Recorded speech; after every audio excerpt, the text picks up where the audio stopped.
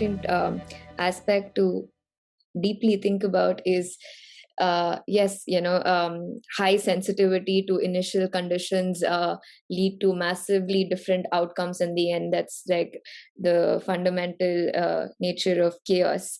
But I guess one thing is by actions of the central bank, intervening and trying to come up with these rectifying actions to keep the market afloat in the near term.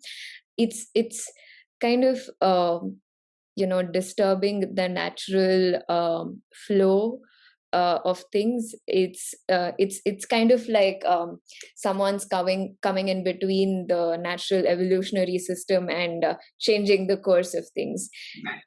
And I'm curious, like, of course, the central bank needs to come in to provide some sort of support so that the world doesn't go into extreme chaos. But by it doing this, it's also causing chaos in some other way. So it's like a paradox, I'm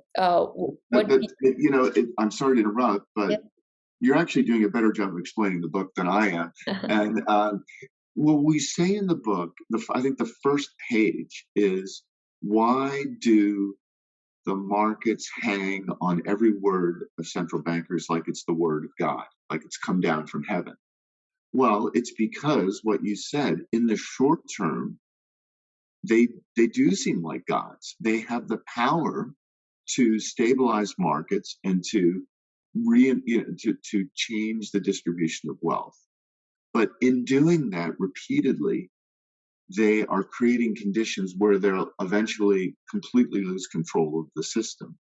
So we're saying that their current influence is actually masking an underlying lack of power or weakness, and that's being that will be, it's building up. They're having to act more and more aggressively to get smaller and smaller gains, and eventually once the market realizes that they're not able to stabilize in a crash, then you've got a real problem. All that built up kinetic energy really comes out.